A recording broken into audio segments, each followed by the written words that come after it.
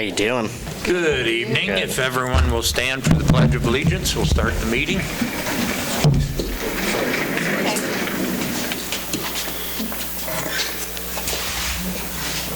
I pledge allegiance to the flag of the United States of America and to the republic for which it stands, one nation.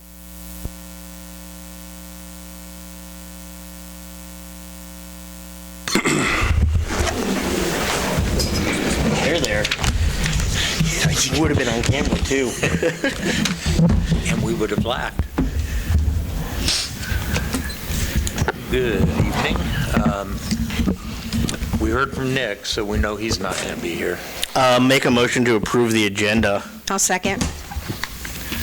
Motion made and seconded. All in favor, aye? Aye. Opposed? Motion carries. Public comments. Anybody here to make any comments regarding anything not on the agenda?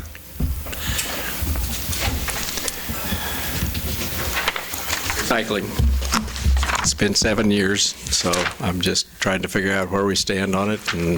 Well, I think we've been pretty clear where we stand, Steve, and I think the county has told you that you need to be patient, that they're working something out, and we've been open with you about we were ready to give you a part-time person, and that fell through when the council voted for a full-time person. We can't just go to a bank and get a loan and make a budget happen right now. If we're going to get a full-time person with the way that vote sets, you and I had that discussion. So there are things in the works, but I hate to burst your bubble too that the paper said I'm having these meetings, and you've alleged to the fact that I'm having these secret meetings. There's not secret meetings. Everything we've done about recycling's been public, and we've listened to you. I've got a packet from you. The program's moving forward, but I would echo what was in the paper, that be patient. I know you want it now, but it's not happening now.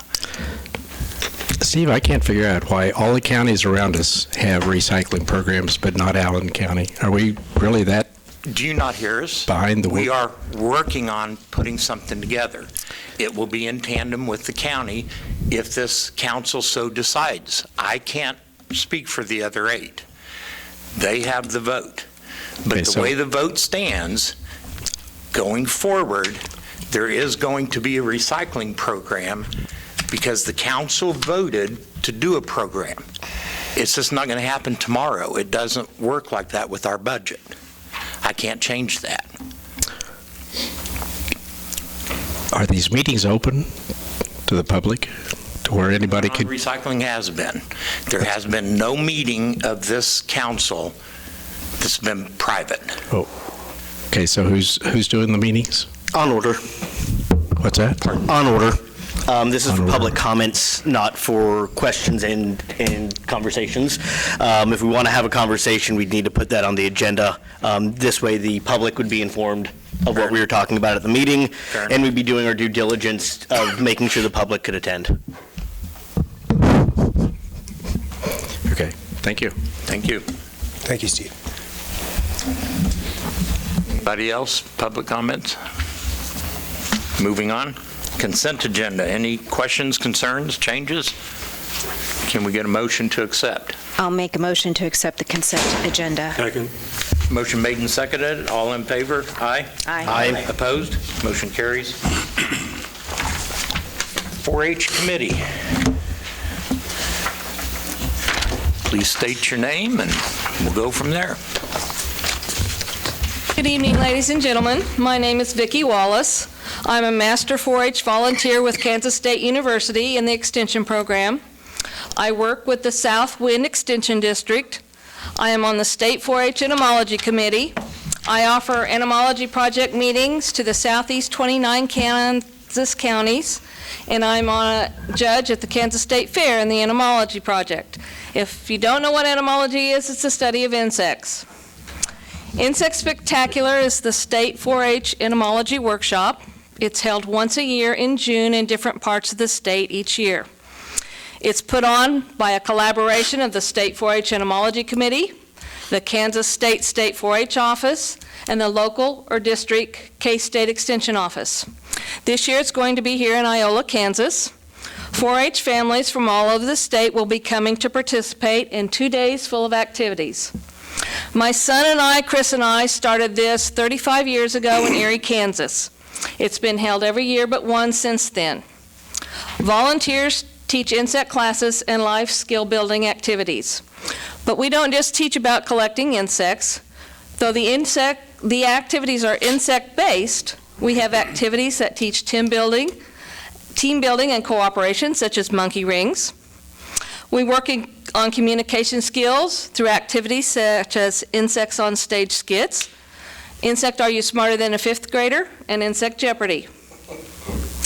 We work on critical thinking skills through a judging contest and the 2 aforementioned games. We teach about conservation and ecosystems. We teach about leadership and community service through a community service project in the community that we are holding the workshop in. We're working on 2 areas to establish pollinator gardens this year here in Iola. We try to have someone teach about a career that this project can lead into. This year, Lonnie Mingarelli from your local extension office and a professor from K-State will be bringing in drones to demonstrate how they're used in agriculture, counting insects, and insect control methods. I do want to stress we will not be deploying any chemicals. Nothing like that will be with the drones. It's just to be a demonstration of the sensors and how they work and how they move. 4-H is a nonprofit organization. We do charge a fee to attend the workshop. The $85 registration fee covers 2 meals, supplies for all classes, handouts, kill jars, relaxing chambers, collection containers, a t-shirt, bottled water, snacks, event insurance, and state office fees. We barely cover our costs. We try to keep costs as low as possible because several of the families have 3 to 5 kids in this. That is their vacation for the summer. The people teaching the classes pay registration fees just like everybody else. Their time is volunteered. We average 75 participants each year. We've had up to 98. We've reserved the North Community Building for the June 18th and 20th for our base for these activities.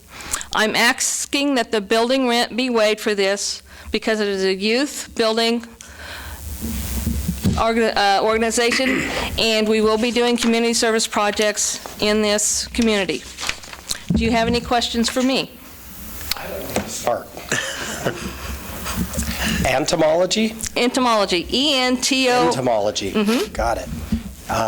Where did your interest in this start out with? You started 30 years ago with your son? I did. I started at about age 2. As soon as I could walk, I started catching them with my hands. Sorry, jumping right into the next question.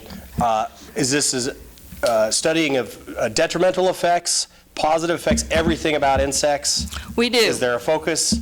We study everything. Spiders, beetles, everything. Spiders are not insects.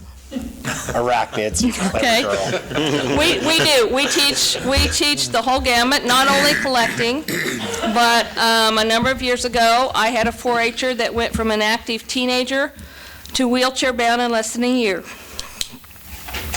She wanted to die. So I wrote the curriculum to add to the collecting where they can take photographs of insects and make a photo collection notebook. So we teach collecting, we teach photography. We also teach about educational exhibits. We have a specialty in monarch butterflies right now because they are in the endangered species list. So we have specialty exhibits for that the kids can participate in. Handicapped kids sometimes can't catch insects, so we teach them how to do things that they can do and still learn right along with the other kids. Out of the 29 kids that I have come on a regular basis to a project meeting, 27 of those are on the autism spectrum. Over 80% of the kids that come to the workshop are somehow in developmental disabilities. How do they respond to insects? Most of the kids on the autism spectrum that we work with are at the higher level. They're in the Asperger's range. So it's very scientific. That's what they seek. But I also have a tremendous group of volunteers who work to make those kids comfortable. I'm sorry. You're fine. 5 of my grandkids are also on the autism spectrum. But we work very hard to make them comfortable, to make them feel accepted, and something that they can gain knowledge through and feel good about. Sounds like a really good program to Well, get behind we and thank you support. for putting this on and putting it in our community. I'll make a motion. You want to make the motion? You seem much more interested in Yeah, this. we'll make a motion to give you the building for free and approve the request for the State 4-H Committee to use a north building, community building, for their annual workshop and allow registration fees for the event. I'll second. Motion made and second. All in favor, aye? Aye. Opposed? Motion carries. Appreciate that. Good luck. You're all you. welcome to come play with us. I would challenge you against my kids in Insect Jeopardy. They're pretty well, sharp. we stand a chance. I don't want Max on my team. He doesn't even know that a spider's not an insect. Can I bring my spider collection, or is that out? And I 100% knew that before. You can put it 14 under minutes an ago. educational exhibit for I didn't things know it that was such are hard and not. fast lines. I mean, it's just 2 extra legs. The lesson starts. That's it. I'm already attending these classes. Max is your top student for the weekend. I'm not even on the spectrum, you know? We thought it was just don't cars. know. Thank you. Thank you. Thank you. Thank you and all your volunteers. Appreciate it. June 8th, the date is 19th and 20th. We'll be setting up the 18th. I think they've already got it reserved through Robbie. The main reason to bring it to you guys tonight wasn't that we weren't going to allow them to have it for free, because it's a nonprofit and a state agency. It was basically because they're charging admission. Sure. All right, moving on. Annual tree trimming project bid award. Mayor and council, in your packet, you'll find the bid summaries for 5 different bidders on the annual tree trimming program. The low bidder is Poor Boy Tree Service for $134.32. That will allow us to roughly get about 740 hours of trimming in this summer. I know Mike's got some places he wants to put them that we really can't get in and trim. It's getting a little closer each year to the other big guys. Poor Boy's a little more local, smaller company that we've dealt with out of gosh, I can't remember, a small town, Fairplay, Missouri. But they've done us a good job. And Corey, we used them last year, right? yeah, we've used them actually, I think the last Several years. Several years now. I'm going to make a motion to approve the annual tree trimming bid for Poor Boys Tree Services for $134.32 per hour for the annual tree trimming maintenance program, and authorize staff to sign the necessary documents. I'll second that. Go ahead. You are trying to get this meeting over, aren't you? Motion made and second. All in favor, aye. Aye. Opposed? Motion carries. I have a question on that, though. Is there a reason why we're not taking care of that in-house? We do some of it in-house, Jeremiah. We don't have some of the equipment to get, and we're not true arborists. Yeah. These guys have, in the past, we've caught some criticism for trimming trees the way we trim them versus the way the arborist would. Okay. And honestly, it takes away from the line crew, because that would be who would doing it. And they've got other projects throughout the summer. Sure. It's pretty big. I mean, we've asked that before, why didn't we do it in-house? And you have to remember, we got all of Gas City that we provide electric It also, for. I can tell you, it's cut down a lot over the years of outages, because a good majority of our outages are tree limbs with wind falling in lines and services. We don't have a lot of that anymore. So primary focus is line. Right. Okay. Yeah. All right. No, we're sending them on some bigger line this year that's been kind of overgrown, but they've got a map. We hand them each year, and we kind of do sections or areas. Gotcha. All right. Council and administrator reports. We'll start with you, Joelle. I was approached last week about striping Miller. I reached out to Corey. I just wanted to mention it tonight. I had some citizens concerned. Miller Road, let me back up. Miller Road needs some striping. They asked what it would take for us to stripe it. Gosh, yes. I was going to say, there's, Is- Yeah, we don't need to stripe roads. No. Is Oregon ours? Oregon. Okay. Sorry, correction. yeah, Oregon, Kentucky though, right? it's ours from state to Kentucky, and then what? It's county from Kentucky to 169? correct. Anyways, they were asking if we could stripe Oregon Road, especially since, didn't we have some work done on it last summer? At We the, did a little bit of a maintenance overlay at the far west end because Right. the chip seal was pushing, right, maybe a couple hundred feet, something Okay. like that. And that was in tandem when the county did Yeah. theirs, right? Yes. We just Correct. came on over. Yeah. right. I did, after I visited with Joel about it late last week, I did have Jason put just some quick numbers together, labor and materials and all. I mean, that's about a half mile of line, or of striping. Put the white line on the outside, the center zipper, a little over $3,000. Quite a bit of paint when you think about it. And time with two trucks, one basically keeping somebody from getting run over. But we can certainly look at it further. And honestly, if we did that piece, we probably ought to talk to the county about doing the rest of it on out. Right. It is 55 mile an hour out there, so it's probably not a bad idea. Other than that, just congratulations on the anniversaries. Eric Miller with 30 years and Christy with 24. And good to see we've got 2 new hires for the fire department. Are we fully staffed with the fire? Short. Short one? Okay, perfect. That's all I have. Thank you. Acknowledge winter sports are coming to an end at the high school, so the park will start coming to life soon with track and baseball and softball, so it'll be here before we know it, so we're excited about that. Hop in place again. And the wrestling team is taking 4 kids to state. They're representing the community. 3 girls and a boy are going for state for wrestling, so it's pretty cool. Good deal. Is that it? No report? I'm out of questions. One question on solar. So I'm noticing some solar, Sonic obviously got solar on their building. Some residents have gotten or have had solar. Is there a program or a thought of a program in place for net metering or buyback for power for the city? What's the fancy new phrase, Corey? Parallel. Parallel generation, yes. We have a parallel generation couldn't tell policy. you what it is off the top of my head. Any power that gets pushed back. All right, I'm going to get Seneca and Iola mixed up again.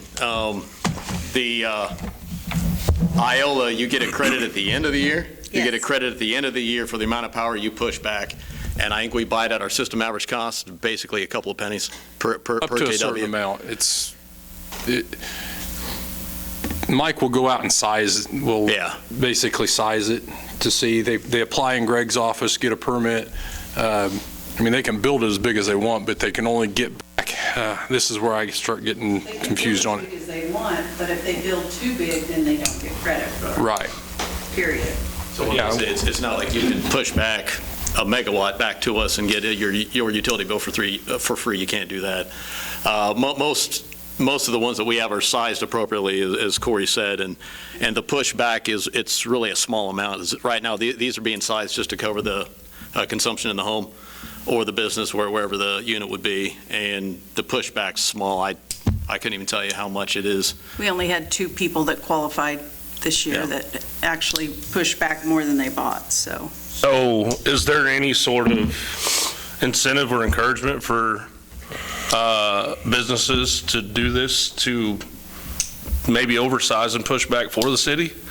Because I know we talk about our infrastructure, maybe needing to add more if we want to keep growing and, all that, and I know we're not going to get a lot, but, is there some programs that are able to help out with businesses throughout town? I think it would be the federal tax credits or whatever the credits are that are on the federal state level. I don't know if they're still around anymore. They seem to be expiring here soon. But I know that we looked at it whenever we were trying to partner and build our kind of 4 megawatt. There were a bunch of tax incentives and credits there, and those were all federal. I think they paid about half of it. Is that right? On the federal, whenever we were looking on that. Yeah. So, I mean, I would tell them to explore it at that federal level, Okay. federal, state level. And then I guess that's the other question. Have we thought about implementing solar for the city itself? Well, it's been brought up here. Yes. 2 times we've talked about building, Yeah. 2 or 3 times, and we just purchased, that's coming online, we purchased, I don't know where it is, but we in 27, we have a KMEA or Municipal Energy is building a big plant somewhere, and we're buying off of Down around them. Wichita, Yeah, south of Wichita. it's in Mulvane. And Jeremiah, when I first got here, there was a talk about having a solar field catty corner from the 80 acres. The West Industrial site, excuse me, and that got shot down by the county. By the council. In theory, solar is fantastic. In practice, it's a maintenance nightmare to do, and it's really not worth the money. And the allocation that John was talking about, it's the same power without the maintenance. And so that's why the council took that. We get that starting January 1 of next year. I think it's a 3 megawatt, 3 or 5. We've also got some wind and some It's on a percentage. and some hydro in our I don't portfolio. think we get the whole 3 megs. We get to but advertise get that. Okay. But we have 3 different, we'll have solar, we Hydro. have hydro now, and we get wind. So, for some reason, 1/5 of our consumption, so 20% comes from renewables, popped into my head. I can verify that for you. And it's the number I have We in have a mind. very good renewable part of our portfolio. Okay. And we've locked in a lot of those for 30 years. Good. Anything else? That's all I got. Okay, the thing for you council members, reminder, Matt sent out a notice of the April 17th Salina City Leaders Academy through the League of Kansas Municipality. If anyone's interested in attending that, we need to get on that. So make sure we let Matt know. Also, you've received notice about Matt's evaluation anniversary coming up. We've switched to the 360 where it's a peer evaluation because a lot of the questions asked of us, we have no direct knowledge because we don't have day-to-day with Matt.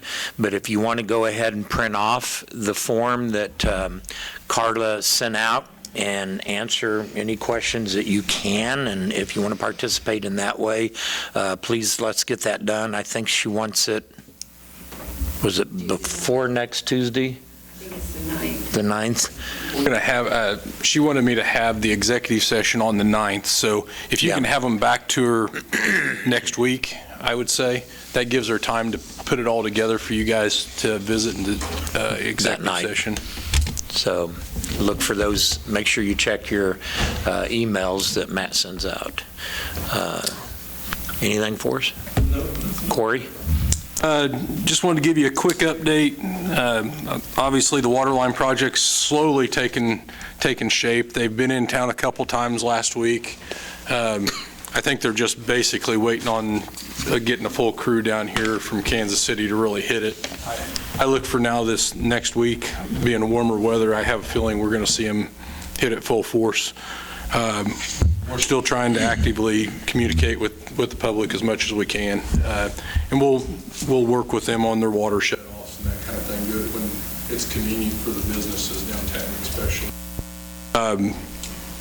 The soccer field grant, gosh, it's been over a year. The lights, the seating, the last phase of it's going in. I don't know if you guys have noticed over in Davis Edition, the bathroom, we're actually building a bathroom rather than a CXT unit, which is a precast. The precast just came in way too high.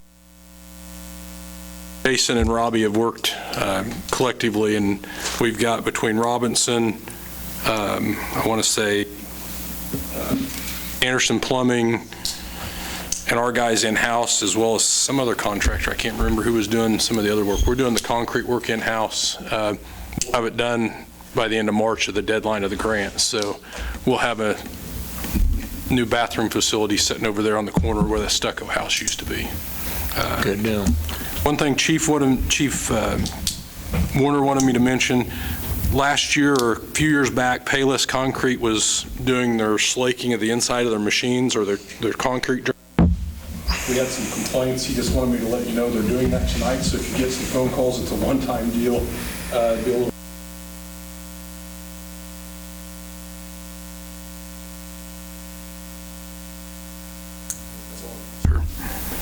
All right, Matt? I was hoping to have some good news for you about the Kansas Water Office grants that we applied for in September. Thing is, I don't have any news, which is not necessarily a bad thing. We were told we'd find out about those grants sometime in February, so I guess we have the rest of this week still. We had applied for, I've given you the application back. It would have been last fall, so September, October. Probably the worst of the worst water line issues we've dealt with. We applied for grants to get those done. And then some technology upgrades at the water plant itself. And then some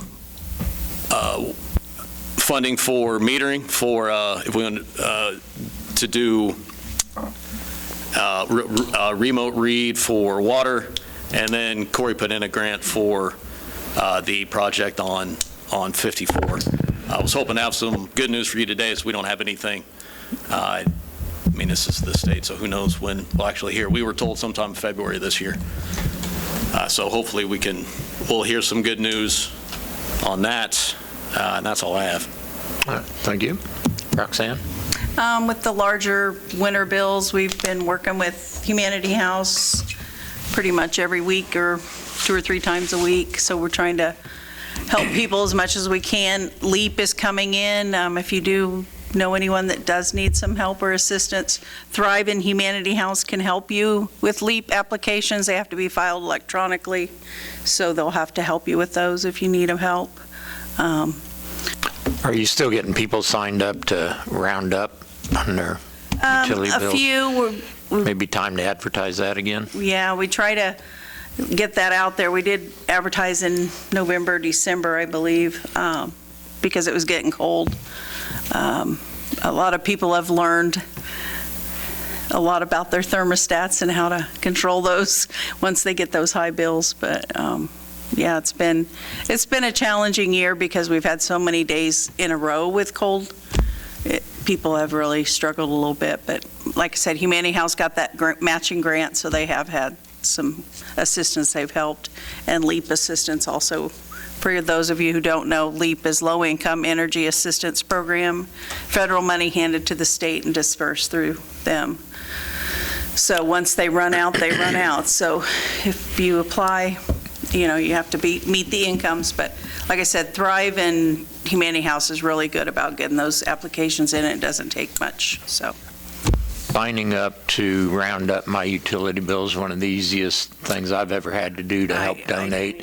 And to balance the checking account line item, it's easier to balance zeros than it is odd change. So there's my little spill on it's worth it. You don't even notice it. It's 99 cents a month, so it's less than $12 a year. It's easy to do, easy way to donate. Yeah. All right. Motion to adjourn. Second. Motion made and second. All in favor, aye? Aye. Opposed? Motion carries. Thanks, everyone. So nice.